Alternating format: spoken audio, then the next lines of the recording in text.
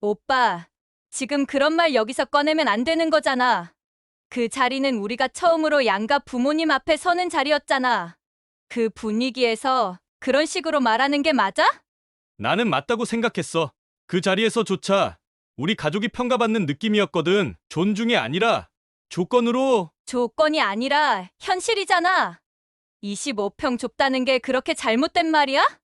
우리가 아이 낳고 키우고 살 집인데 그런 고민도 못 해? 넌 그 고민을 하는 방식이 틀렸어. 우리 부모님한테 당연히 더 내놓으라는 식으로 얘기했잖아. 미영아, 그 집이 어떻게 마련된 건지 너 정말 몰라? 몰랐겠냐고. 나도 알아. 논밭 팔아서 오빠랑 부모님이 같이 만든 거. 나 정말 알지. 근데 그걸 왜 지금 이렇게 얼굴 붉히면서까지 얘기해야 돼? 그걸 왜 얘기하냐고? 넌 단 한 번도 그 집을 고맙게 생각한 적이 없어. 시작점도 아니고 기준 미달이라고 했지. 그리고 내 부모님 앞에서 우린 그냥 돈 좀 더 내면 되는 존재로 보였어. 오빠, 그건 너무 나간 말이야.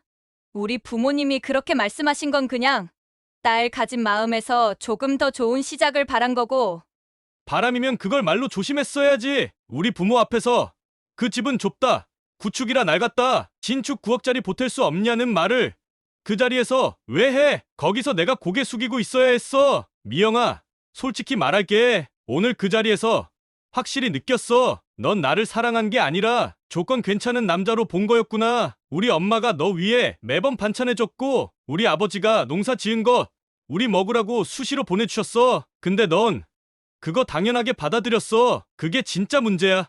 안녕하세요. 저는 경북 안동에서 살고 있는 67살 박인숙입니다. 남편은 올해 73, 저보다 6살 많지요. 농사 지으며 자식 둘 낳아 정직하게 키웠습니다. 큰아들, 그리고 작은아들. 특히 우리 막내 작은아이는 말 한마디 허투루 안 하는 속 깊은 아이입니다. 서울이라는 낯선 도시에 홀로 올라가 말없이 묵묵히 성실하게 자리를 잡았어요. 그런데 결혼을 준비하면서 그리 속을 썩일지는 몰랐네요. 혹시 지금 자식 일로 마음 아프신 분들, 아니면 부모님께 죄송한 마음 품고 계신 분들 계시다면 잠시만 제 이야기에 귀 기울여 주실래요? 구독과 좋아요, 알림 설정도 부탁드릴게요. 매미 소리가 그늘 밑에서 잦아들던 초가을 오후였어요. 작은아들이 예비 며느리를 데리고 안동에 내려온 건 이번이 세 번째입니다.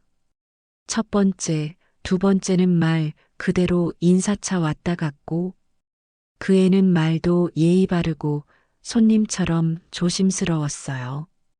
그땐 그냥 요즘 애들은 좀 서툴구나 하고 넘길 수 있었습니다. 그런데 이번 세 번째 내려온 날, 그날은 무언가 확실히 달랐어요. 점심을 다 먹고 마당의 평상에 앉아 수박을 썰어 먹고 있었습니다. 남편은 평상에 앉아 신문을 넘기고 있었어요. 작은아이는 시내 마트에 장을 보러 간다며 잠깐 나갔습니다. 평상 끝에 조용히 앉아 있던 그 애가 조심스럽게 제 옆으로 왔어요. 손에 수박 조각 하나를 들고 눈웃음을 지으며 말했습니다.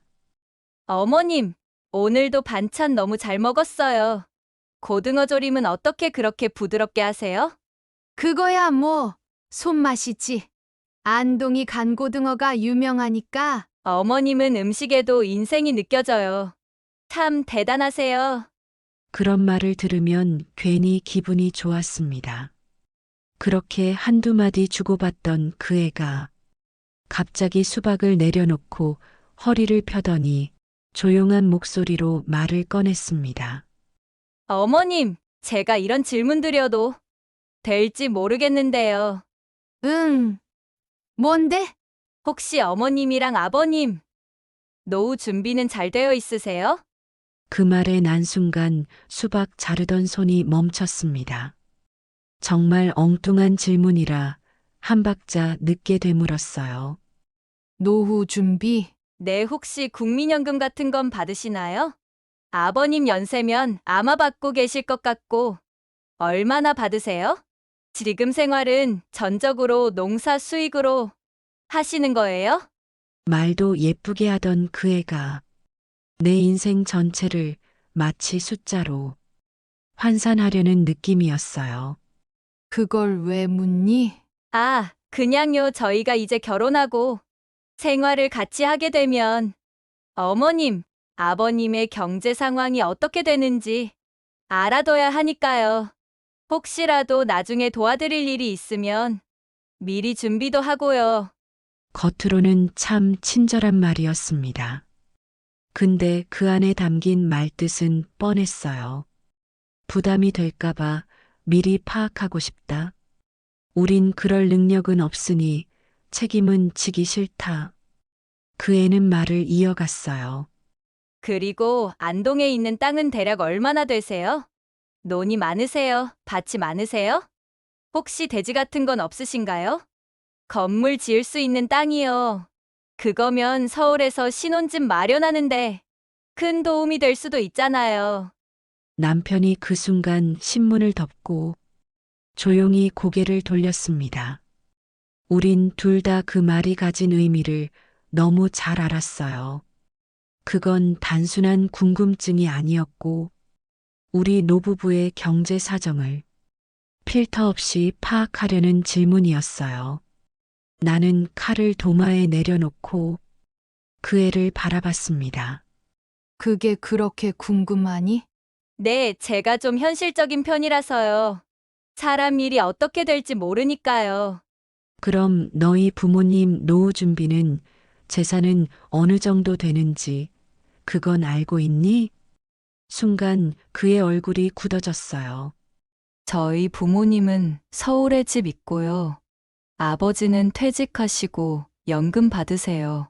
그럼 됐겠네. 말을 툭 던지고 다시 수박을 자르려 했는데 손이 자꾸 떨려서 칼끝이 도마를 몇 번이나 헛쳤어요.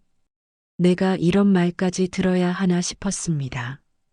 평생 흙 묻힌 손으로 자식 둘 키우고 땅 한 평, 논 한 마지기 모아가며 자식들 서울살이 미천될까 싶어 피땀 흘린 우리가 이렇게 일일이 조사받듯 설명을 해야 하는 처지였던 건가 싶었어요. 그 애는 눈치라도 챘는지 웃으며 말했어요. 아, 어머님 기분 나쁘셨다면 죄송해요.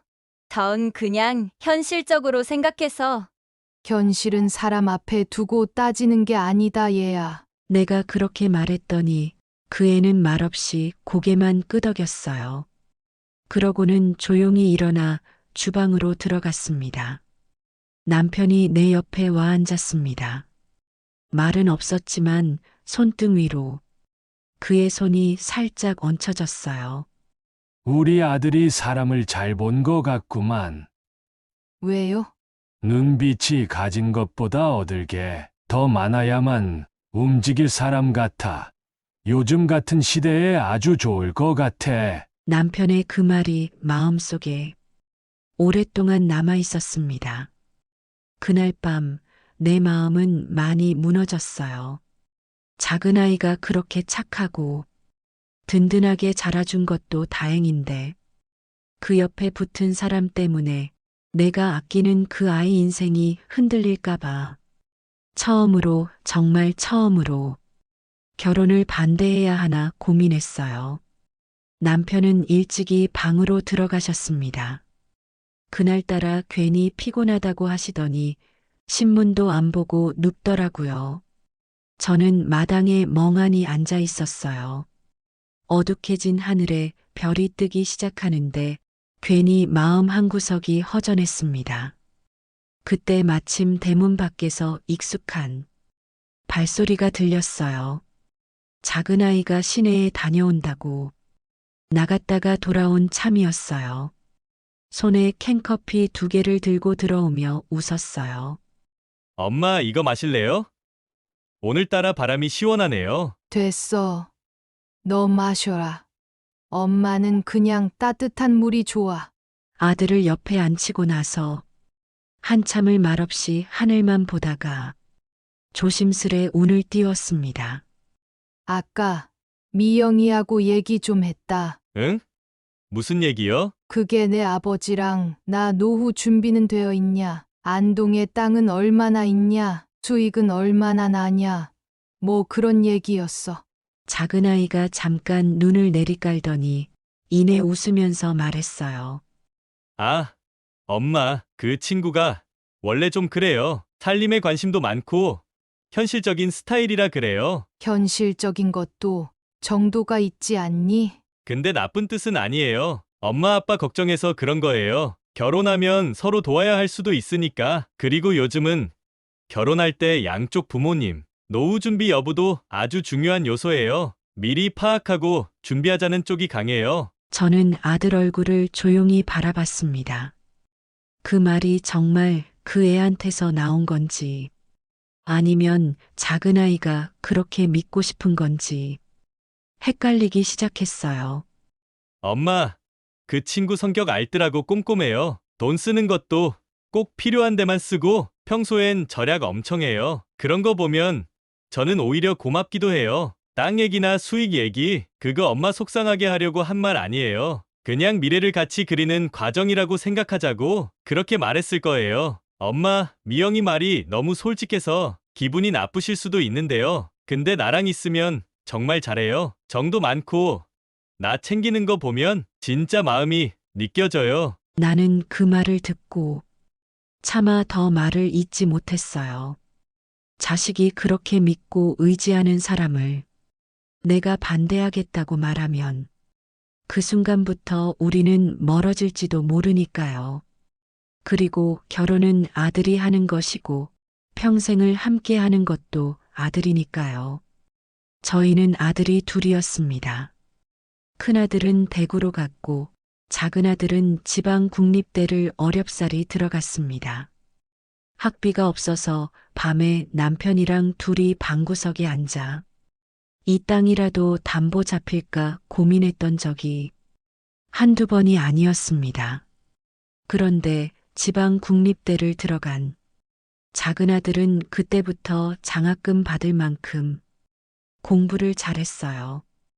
고등학교 때부터 착실하고 성실한 아이라는 소리를 많이 들었는데 대학에서도 교수님들한테 인정받고 결국 서울에 있는 대학 연구소에 취직을 하게 되었습니다. 서울 간다고 했을 땐 걱정도 많았습니다. 그 낯선 도시에서 아는 사람 하나 없이 혼자 살아간다는 게 얼마나 외롭고 힘들까 싶었거든요.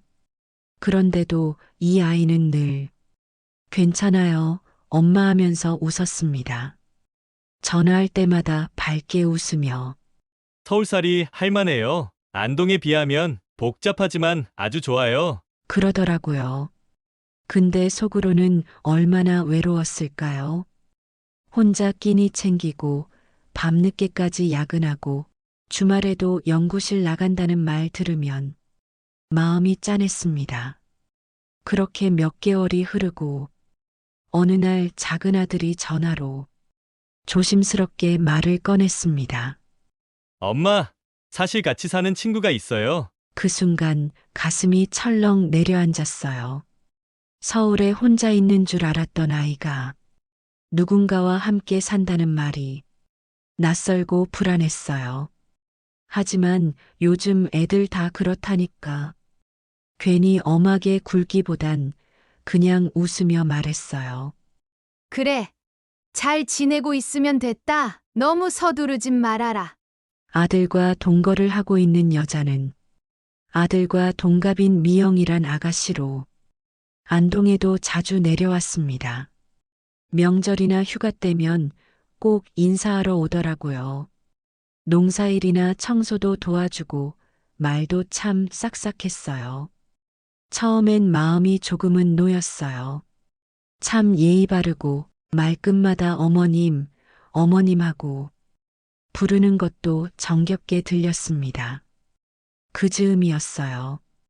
안동 외곽에 대규모 택지 개발이 들어선다는 소문이 돌기 시작했습니다. 마을 회관만 가면 온 동네가 들썩거렸죠. 우리 동네 땅이면 거의 포함된다던데. 거기 평당 70만 원이라는데 진짜래요. 이장님이 말했어. 시청에서 직접 측량 다녀갔다고. 그 말들을 들으면서도 저는 반은 믿고 반은 안 믿었어요. 우리 땅이 어디 그렇게 큰 가치가 있었겠어요. 그저 논이고 밭이지 개발이니 보상이니 하는 말은 그동안도 수도 없이 들어왔던 말이었거든요. 그런데 어느 날 시청에서 담당 공무원이 와서 측량을 하고 땅 경계선을 직접 짚어주더라고요. 어르신, 이쪽 논이랑 저기 밭까지 다 포함이에요. 보상가 기준으로 하면 대략 4억 정도 예상됩니다. 그 말 듣는 순간 꿈인가 싶었습니다. 아들 대학 등록금이 없어 고민할 때가 많았는데 4억이라는 큰 돈이 생긴다니요. 남편이 옆에서 서류를 바라보다가 조용히 한숨을 내쉬었어요. 이게 진짜 우리 몫이 맞는가? 그러게 세상에 이런 날이 오긴 오네. 집에 돌아와 도장 들고 마주 앉아서도 둘 다 한동안 아무 말 없이 앉아 있었어요. 남편은 고개를 떨군 채 가만히 말했습니다. 이제 자식들한테 마지막으로 뭘 해줄 수 있을지 그 생각이 먼저 드네. 나도 그래요. 이게 우리가 잘 살아보겠다고 모은 땅은 아니잖아. 어떻게든 자식들한테 쓰는 게 맞지 싶어요. 우리는 그 돈을 두 아들에게 공평하게 나눠줄 생각이었습니다. 작은 아이는 아직 제대로 자리도 못 잡았고, 큰아들은 대구에서 안정적으로 회사에 다니고 있었지만, 부모 마음이라는 게 똑같이 해줘야 한다는 생각뿐이었어요. 며칠 뒤 큰아들을 만나러 일부러 대구까지 내려갔습니다. 식당에 마주 앉아 찌개가 보글보글 끓는 소리 속에 우리는 조심스럽게 말을 꺼냈어요.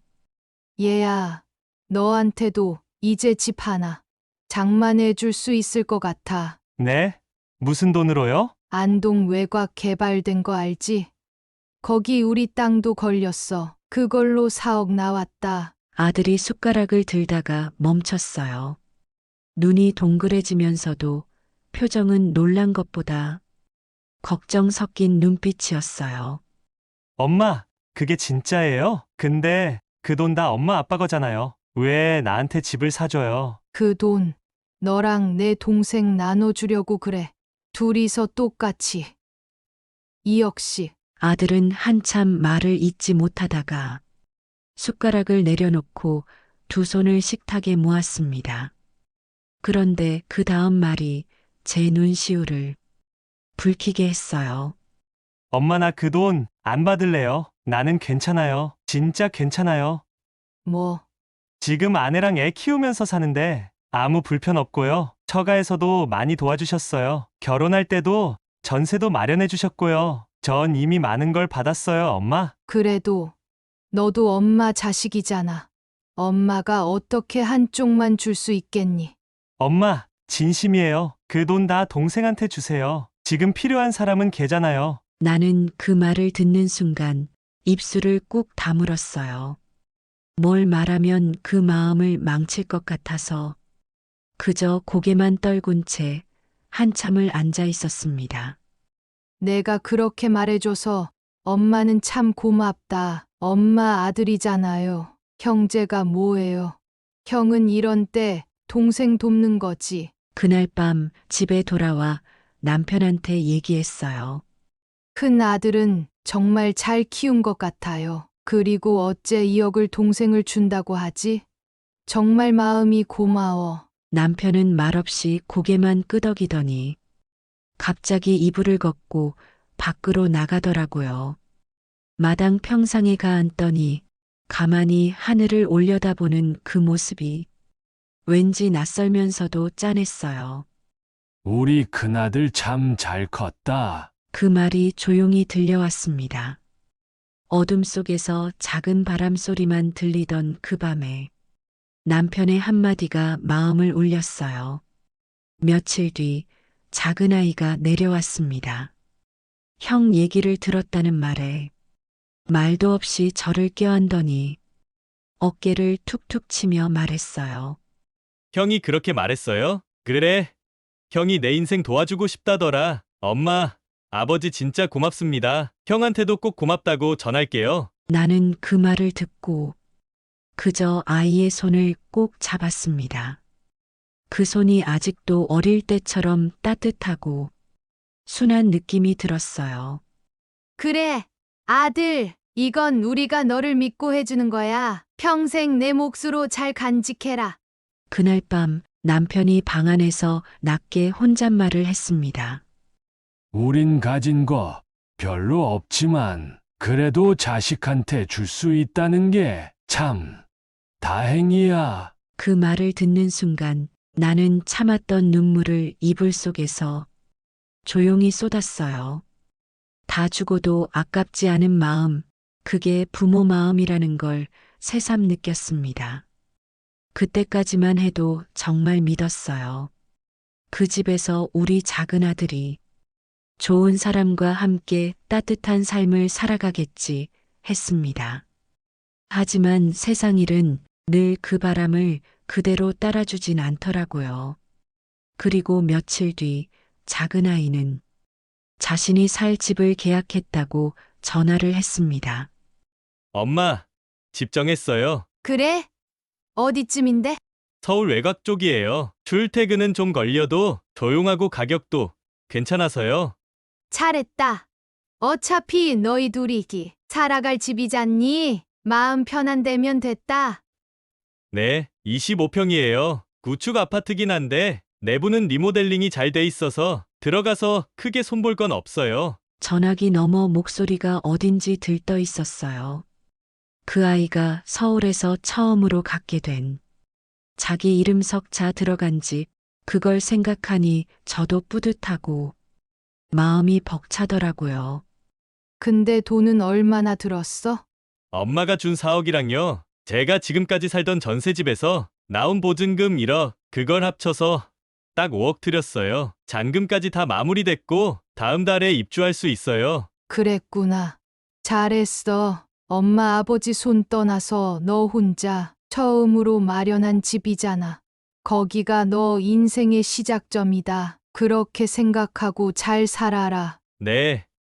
엄마 정말 감사해요. 그날 저녁 남편도 아들 전화를 받고 나서 마당에 나와 조용히 말했습니다. 25평이면 충분하지. 둘이 살기도 좋고. 구축이면 어때? 따뜻한 밤 냄새 나는 집이면 그게 집이지. 그러게요. 그 아이도 이제 제 집이란 걸 가지니까 이제 조금은 편하게 살겠죠. 그 집에서 진짜 좋은 일만 생기면 좋겠다. 우리 손주도 거기서 뛰어다니면 얼마나 좋겠노. 남편 목소리에 담긴 설렘이 묘하게 짠했어요. 그동안 자식들 뒷바라지하며 땅을 팔고 손을 놨던 그 모든 순간들이 결국 이 집 하나로 결실을 맺은 거잖아요. 그때만 해도 정말 그 집이 우리 가족의 희망이자 출발점이 될 줄로만 알았습니다. 작은 아이가 그 집에서 사랑하는 가족과 함께 웃고 떠들며 소소한 일상을 쌓아갈 거라 믿었어요.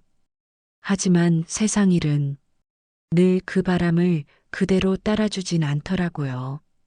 그 집이 나중엔 우리 가족의 마음을 가장 깊게 흔들게 될 줄은 그땐 정말 몰랐습니다. 그렇게 시간이 흐르고 작은 아이가 안동에 내려와 조용히 말했습니다. 엄마, 우리 결혼 준비 중이에요. 그 말에 나는 한참을 멍하니 앉아 있었어요. 동거라는 게 일시적인 건 알았는데 이미 결혼까지 생각하고 있었다는 걸 그때 처음으로 들은 거였거든요. 결혼을 준비한다고? 네, 아직 확정은 아니고 준비하고 있어요. 솔직히 말하면 조금 놀랐어요. 아직도 그 둘 사이에 어딘지 모를 거리감 같은 게 느껴졌고, 특히 미영이라는 아가씨가 우리 가족과 진짜 하나가 될 수 있을까? 확신이 없었거든요. 하지만 아이가 그토록 진심이라면 엄마로서 그걸 가로막을 수는 없었습니다. 그래. 내가 정말 원한다면 엄마는 응원한다. 그 애도 너만큼 마음이 굳었겠지? 네. 엄마, 미영이도 진지하게 생각하고 있어요. 둘이 오래 지냈고 서로 잘 맞는 부분도 많아요. 작은 아이 목소리는 밝았고 미래를 상상하는 사람. 특유의 설렘이 느껴졌어요. 그 목소리를 들으며 나도 모르게 가슴 한켠이 따뜻해졌습니다.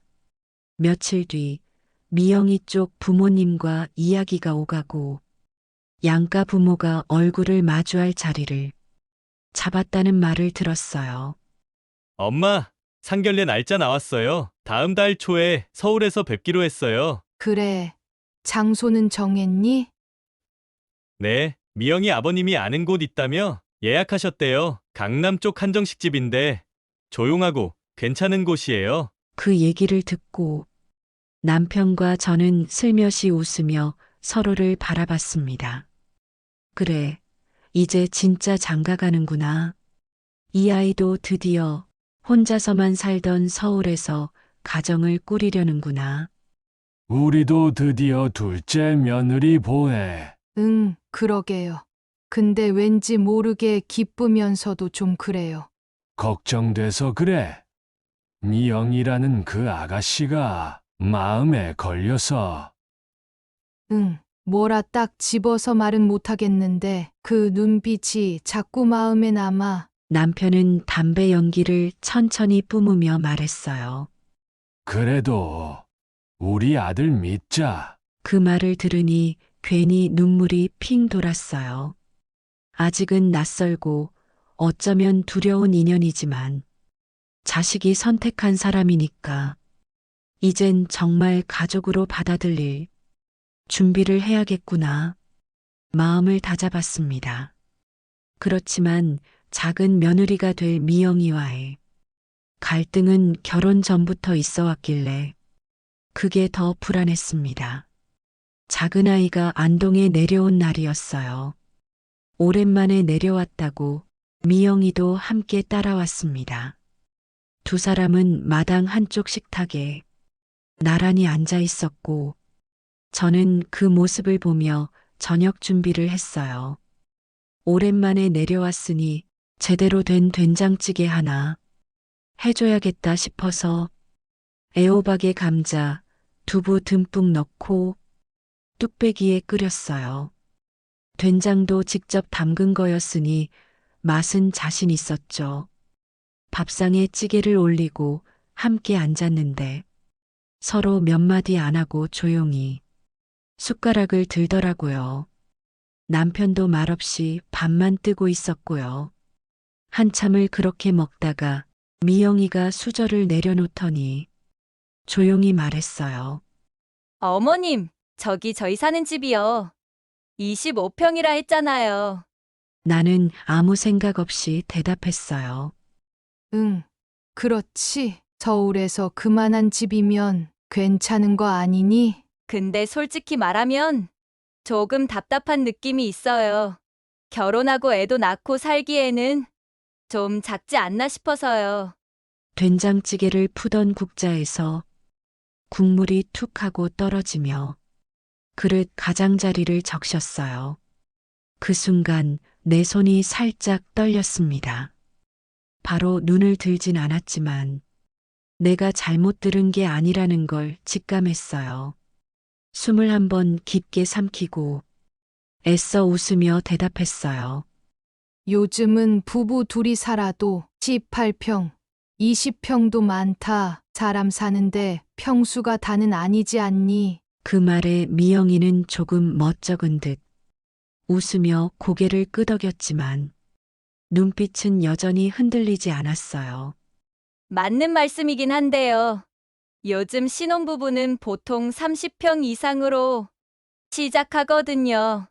특히 아이 생각하면 공간이 여유 있어야 좋으니까요. 그때 작은 아이가 조용히 국을 한 숟갈 떠먹고 눈을 내리깔았습니다. 남편은 그 순간 숟가락을 조용히 내려놓았어요. 그릇에 살짝 부딪히는 쇠소리가 거실에 작게 울리더라고요. 나는 더 말을 잇지 않았어요. 그냥 밥만 씹었죠. 근데 밥맛이 하나도 안 느껴졌어요. 그 아이가 뭔가를 바라보고 있다는 건 느껴졌습니다. 고마움이 아니라 기준, 감사가 아니라 더 나은 선택에 대한 탐색. 내가 정성껏 끓인 찌개를 보며 말한 그 말이 단순한 공간 얘기가 아니라 우리 가족 전체를 재는 눈금 같았어요. 그날 밤 남편은 말없이 방 안으로 들어가더니 불을 켜지도 않고 어둠 속에 앉아 있는 그 모습이 어딘지 모르게 쓸쓸해 보였어요. 한참을 그러더니 작게 혼잣말하듯 말했어요. 그 애 집을 고마워하는 게 아니야. 조건으로 보는 거지. 그 말에 가슴이 덜컥 내려앉았습니다. 그렇게까지는 아닐 수도 있잖아요. 그 애 눈, 딱 계산기 돌아가는 눈이더라. 나는 아무 말도 못했어요. 남편이 그렇게 단정적으로 말하는 걸 오랜만에 봤거든요. 그만큼 확신이 있다는 거겠죠. 밤새 잠이 오지 않았어요. 혹시 내가 예민하게 받아들인 건 아닐까? 그 아이는 그냥 솔직하게 얘기한 것 뿐일까? 서울에서 신혼집이라면 당연히 그런 기준이 있을 수도 있다고 생각했습니다.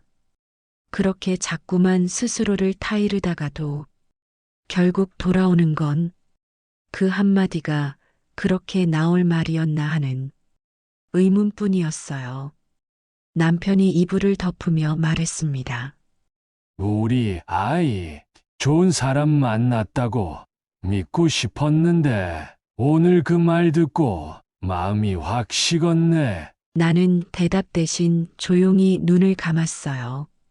상견례 날 서울 강남 한복판에 있는 한정식 집으로 향했습니다. 전날 밤부터 속이 텅 빈 것처럼 허전했어요. 불 켜놓고 누웠는데도 잠이 오질 않아. 천장을 몇 번이나 바라봤는지 몰라요. 남편은 새벽에 일어나 단정하게 다려놓은 정장을 꺼내 입고 서툰 손으로 넥타이를 몇 번이나 되짚다가 결국 저한테 말없이 내밀었어요.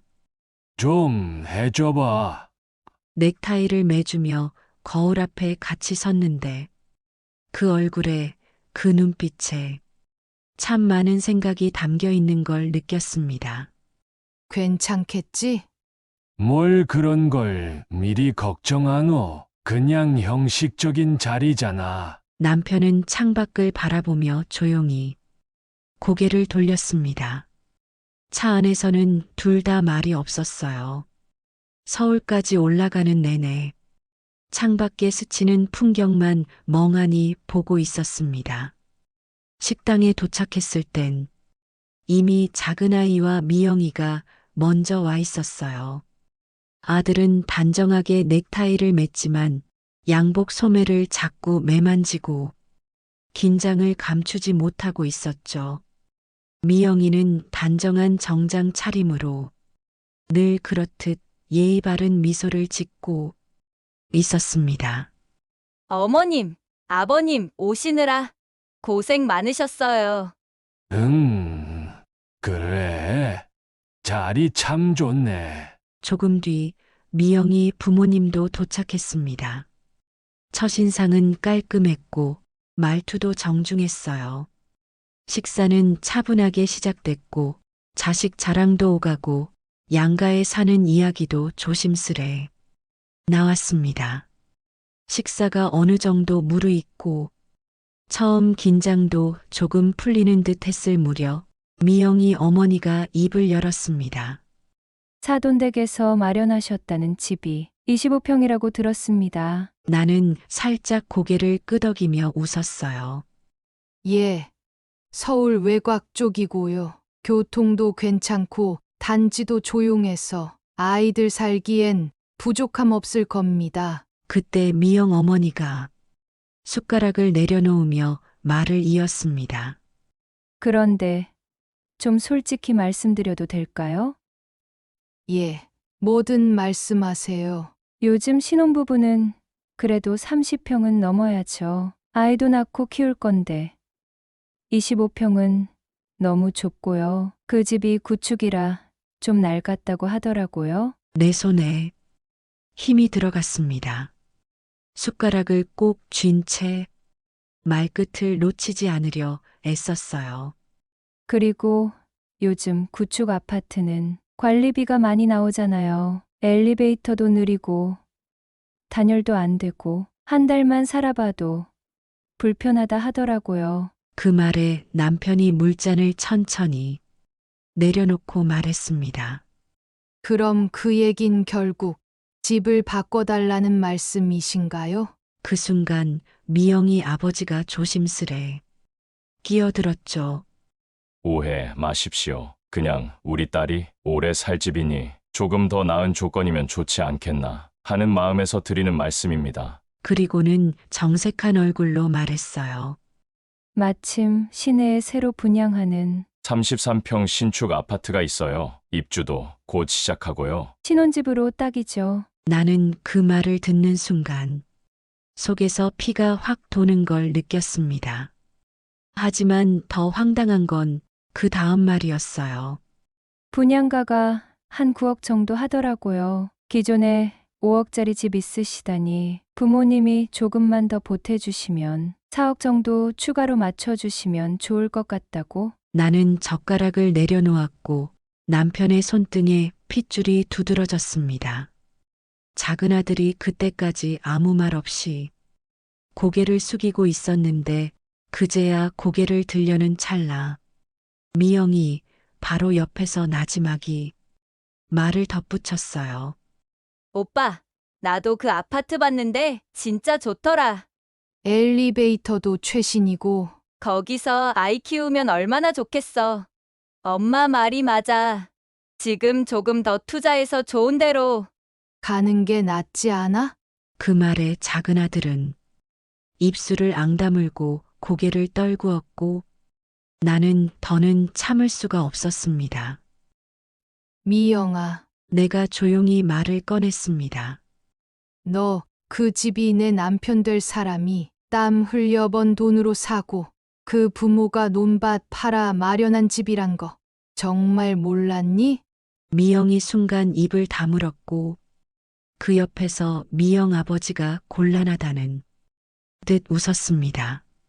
그런 뜻은 아니고요. 그냥 혹시 여유가 되신다면 한 번쯤 생각해 보실 수도 있지 않겠나 싶어서. 저희는 퇴직 후에 연금 생활 중이라 솔직히 큰 도움은 못 됩니다. 하지만 아무래도 딸 가진 입장이다 보니 조금은 더 기대하게 되는 건 사실이지요. 남편은 말없이 숟가락을 내려놓고 손가락을 탁탁 두드렸습니다.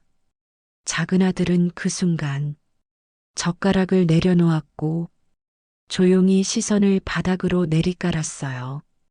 미영은 아들의 무릎을 조용히 툭툭 건드렸고 귓속말로 뭐라고 했지만 작은 아들은 아무 대답도 하지 않았습니다. 그리고 고개를 천천히 들더니 정면을 또렷이 바라봤습니다. 어머니, 아버지, 이 자리에선 하지 말아야 할 말인지도 모릅니다만 목소리는 또렷했고 말끝마다 담긴 감정은 더는 물러서지 않겠다는 의자가 느껴졌습니다. 그 집은 제 월급과 엄마 아버지의 논밭 팔아서 만든 집입니다. 25평이 좁다고 하셨죠. 그 집 한 칸, 한 벽에는 우리 가족의 피와 땀이 묻어 있습니다.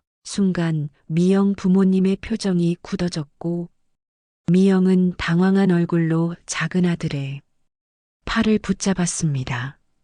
오빠, 지금 그런 말 하면 안 돼. 잡지 마. 나 지금 참을 만큼 참았어. 그 말 한마디에 식당 안은 조용해졌고 작은 아들은 한숨을 들이쉬고 말을 이었습니다. 지금까지는 제가 인사드리 갈 때마다 집은 신축의 큰 평수 아파트, 폐물도 요즘 친구들 하는 것으로 다 해줘야 된다는 이야기, 신혼여행도 가장 비싼 패키지로 찾아오셔서 저한테 이야기하신 것도요. 제가 부족한 걸 수도 있고 서울 집값이 워낙 비싸다 보니 어느 정도는 받아들여야 한다고 생각했어요. 그리고 폐물도 신혼여행도 어차피 저희의 재산이 되려니 이해를 했습니다. 그런데 지금 여기서 부모님께 4억을 더 부담하라는 얘기를 당연하다는 듯 꺼내는 거 전 이해가 안 됩니다. 미영이 무언가 말하려 했지만 작은 아들이 손을 들어 조용히 막았습니다. 이건 그냥 집 얘기가 아닙니다. 제가 누구를 선택하고 그 사람과 어떤 삶을 살아야 하는지를 처음부터 다시 고민하게 만드는 말이에요. 이 자리는 두 사람이 서로를 믿고 의지하겠다는 걸 확인하는 자리인 줄 알았습니다. 그런데 오늘 저는 그 믿음이 아니라 물질적인 것이 더 중요하다고 생각하고 계신 두 분을 봤습니다. 사랑도 조건이고 집도 조건이고 사돈 사이도 거래처럼 느껴지네요. 이런 결혼이라면 저는 다시 생각해보고 싶습니다. 그리고 나를, 아버지를 바라보다가 다시 고개를 돌려 정면을 응시한 채 말했습니다. 죄송합니다. 이 결혼 다시 생각하겠습니다. 그 순간 식당은 숨소리 하나 없이 조용해졌습니다.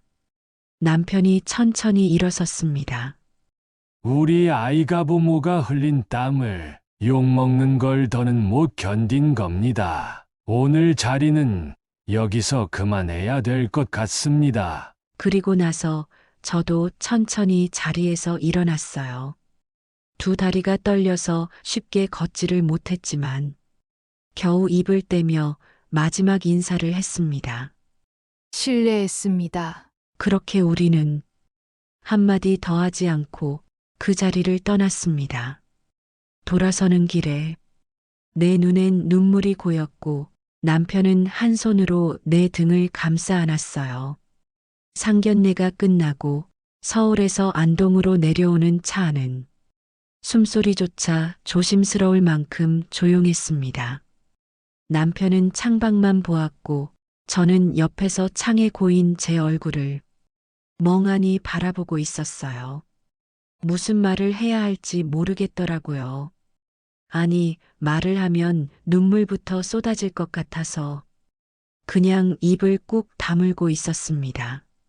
라디오에서 흘러나오는 옛날 트로트 한 소절조차 가슴을 후벼 파는 듯 들렸어요. 고개를 창밖으로 돌려 아무렇지 않은 척했어요. 작은 아이는 상견례장에서도 그 뒤로도 단 한마디 하지 않았습니다. 그날 밤도 서울에 머물며 연락 한 통 없었고 다음 날 밤 현관문이 조용히 열렸습니다. 밤 9시 10분쯤이었어요. 현관문이 딸깍 열리는 소리에 남편이 방에서 나왔고 저는 부엌에서 마지막 설거지를 마치고 나오는 길이었어요. 작은 아이는 말없이 들어오더니 신발도 벗지 않고 거실 한복판으로 걸어오더니 그대로 무릎을 꿇었습니다. 무릎이 바닥에 부딪히는 그 소리 하나에 집안 공기가 멈춘 듯 했어요. 엄마, 아버지, 죄송합니다. 작은 아들은 고개를 깊이 숙인 채 숨을 한번 크게 들이쉬고 말을 이었습니다. 그날 참았어야 했는데, 그 자리에서 그 말을 하면 안 되는 줄 알았는데, 제가 도저히 더는 못 참겠더라고요. 처음엔 사랑하니까 괜찮을 줄 알았어요. 조건도, 차이도 그냥 넘기면 된다고 생각했어요. 엄마, 아버지가 해주신 거에 제 목 더 보태서 책임지고 싶었어요. 말하는 아들의 목소리에 눈물이 잔뜩 고여 있었고 그 손등 위로 굵은 핏줄이 불끈 솟아 있었어요. 근데 시간이 갈수록 그 사람 옆에 있는 제 자신이 점점 작아지는 거예요. 무언가를 늘 증명해야 하고 부족한 사람 취급을 받는 그 기분. 엄마, 제가 그렇게 살고 싶진 않았어요. 사랑하면서도 계속 움츠러들어야 하는 관계는 그게 맞는 사랑은 아니더라고요. 나는 그 자리에 멈춰서서 손에 들고 있던 수건을 가슴에 꼭 쥔 채 서 있었어요. 그래도 그 자리에선 참았어야 했는데 엄마, 아버지 체면 구긴 거 정말 죄송해요. 정말 죽을 만큼 죄송해요. 그 순간 남편이 조용히 손을 들더니 말했습니다. 거기 그대로 있어봐라. 그리고는 방 안으로 들어가 오래된 앨범 하나를 꺼내왔어요. 바램 표지, 곰팡이 자국 있는 앨범을 조심스레 펼쳐 사진 하나를 꺼내 내밀었어요. 그 사진엔 고등학생 시절 작은 아이가 논 가운데서 물량동이를 들고 활짝 웃고 있었어요. 이 눈 기억하나? 네, 기억해요. 이 눈 팔아서 내 서울 집 해준 거다. 알아요. 그거 안 잊고 있어요. 우리 그 집 해주고도 단 한 번도 이거 해줬다고 말 안 했다. 네 자존심 다칠까봐, 그 집안이 우리 무시하게 될까봐. 작은 아이는 그대로 고개를 떨군 채 두 손으로 얼굴을 가렸습니다. 죄송해요. 진짜 죄송해요. 그 사람과는 결혼 안 하려고요. 그게 가족이 될 사람이었다면 처음부터 우리를 존중했겠죠. 그런데 그 사람은 엄마 아버지를 거래로 봤어요. 작은 아들의 목소리가 떨리다 말고 울음 섞인 말이 나왔습니다. 제가 그걸 너무 늦게 알아챘어요. 그래서 미안해요. 정말 미안해요, 엄마. 나는 더는 참지 못하고 무릎 꿇은 아들 앞에 조용히 앉았습니다. 일어나. 너는 우리한테 그런 잘못 안 했어. 엄마, 저 정말 바보 같았죠? 아니야. 사람은 누구나 실수해. 근데 그 실수에서 돌아올 수 있는 용기를 가진 사람이 진짜 어른이다. 나는 작은 아들이의 손을 잡았습니다. 그 손이 너무 차가워서 가슴이 찢어질 것 같았어요. 너 그날 우리 편 들어줄 때 엄마는 말이야, 서러우면서도 너무 고마웠다. 우리 아들 잘 키웠다 하는 생각에. 남편도 옆에 앉더니 작은 아들 등짝을 조용히 두드렸습니다. 야야, 울지 마. 울면 안 된다. 남자가 뭐 좀 실수할 수도 있지. 그리고 그날 우리 아들 멋있더라. 그 말에 작은 아이는 끝내 얼굴을 파묻고 오열했습니다. 그날 이후 작은 아이는 매주 전화를 걸어 안부를 묻고 남편은 비 오는 날이면 서울 날씨는 어떤지 궁금해하며 혼잣말처럼 중얼거립니다. 가끔은 미영이 생각이 나기도 해요. 그 아이가 나빠서라기보단 우리와 어울리지 않았던 사람이라는 걸 조금은 늦게, 조금은 아프게 알게 된 거겠지요. 사랑은 운명처럼 찾아올 수 있어도 가족이 되는 일은 결국 사람과 사람이 맞춰가는 과정이란 걸 이제야 새삼 느껴봅니다. 살다 보면 마음이 찢어질 만큼 억울하고 가슴이 미어질 만큼 서러운 날도 있지만 결국 마지막에 손 내밀어 주는 건 돈도 조건도 아닌 사람이고 정이고 무엇보다 가족이더라고요.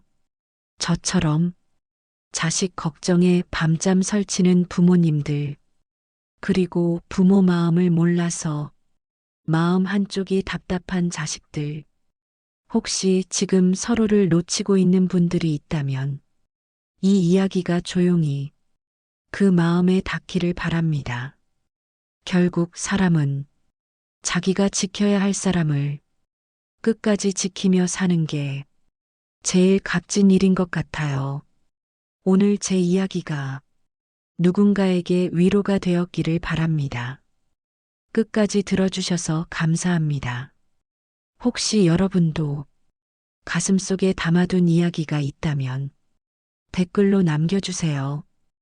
구독과 좋아요, 알림 설정도 부탁드립니다. 감사합니다.